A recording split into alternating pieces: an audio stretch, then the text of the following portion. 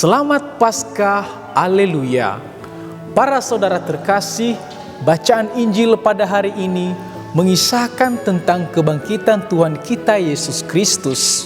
Kebangkitan yang menjadi bukti bahwa kita juga yang percaya kepadanya, kita juga yang beriman kepadanya akan memperoleh kebangkitan. Iman kita tidak sia-sia, sebab kita percaya dan mengimani Allah yang hidup. Akan tetapi, mula-mula kebangkitan Kristus membuat para murid ketakutan, sedih, dan salah sangka.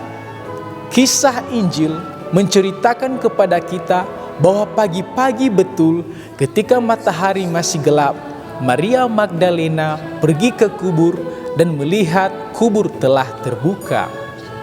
Lalu secepatnya ia berlari memberitahu kepada murid yang lain bahwa jenazah Yesus telah dicuri. Mendengar kabar itu, Petrus dan Yohanes berlomba-lomba untuk sampai ke kuburan. Injil hari ini begitu menarik dan sekaligus membuat kita mampu melihat bagaimana Kristus menunjukkan kuasa kebangkitannya. Saudara-saudara, sebelum menjadi pengikut Yesus, Maria Magdalena adalah seorang pendosa. Akan tetapi, Maria Magdalena adalah orang pertama yang melihat kubur telah terbuka. Dengan kata lain, ia adalah orang pertama yang melihat peristiwa kebangkitan. Melalui Maria Magdalena, para murid yang lain memperoleh kabar. Mula-mula kabar itu adalah kabar yang mencemaskan. Akan tetapi kabar itu kemudian menjadi kabar sukacita untuk seluruh dunia. Para saudara terkasih, kita pasti bertanya, setelah bangkit, mengapa Kristus tidak langsung menampakkan dirinya kepada orang-orang Yahudi dan orang-orang Farisi? Mengapa ia tidak langsung menunjukkan dirinya kepada orang-orang yang dulunya mengolok-olok dia untuk membungkam dan membuat mereka percaya? Tuhan mempunyai cara tersendiri. Ia tidak mau membuat orang-orang Farisi dan Yahudi menjadi percaya dan mengikuti dia hanya karena melihat mukjizat yang maha dahsyat. Tuhan tidak mau banyak orang yang mengikutinya hanya karena terpesona oleh keajaiban-keajaiban yang dibuatnya. Kristus ingin kita mengikutinya karena usaha kita sendiri, karena kerinduan dan dengan hati yang tulus mau mencari Kristus. Beriman bukan karena paksaan, bukan juga karena terpesona. Sebab iman yang tumbuh karena terpukau oleh hal-hal yang ajaib dan menakjubkan tidak akan bertahan lama. Kiranya kita beriman seperti Yohanes, murid yang dikasihi itu. Tanpa masuk ke dalam kubur, ia percaya bahwa Yesus telah bangkit dan hidup.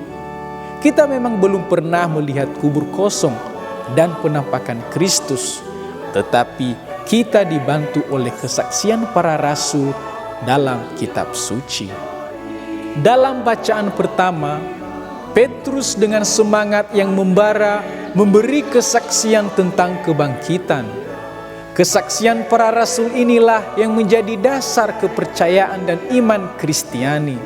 Kesaksian yang sungguh berdasar, sebab para rasul telah hidup bersama Yesus, melihat kubur kosong dan melihat Yesus yang bangkit dan menampakkan diri.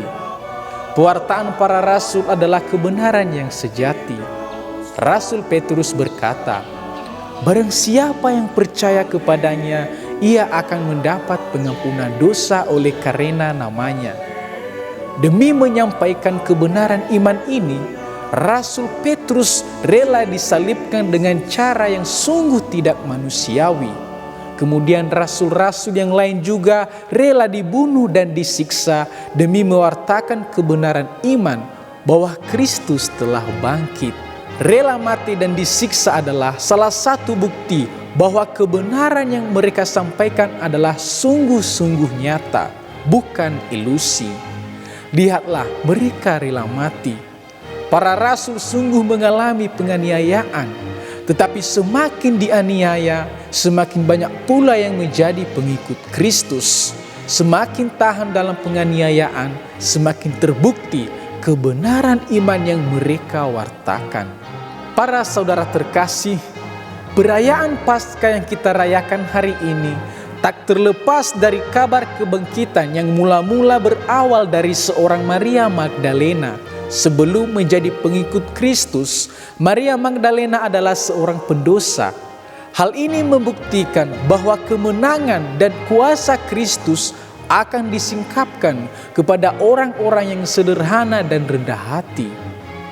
Kemenangan dan kebangkitan Kristus akan disingkapkan kepada orang-orang yang mau bertobat dan dengan tulus hati mengikuti dan mencari Kristus.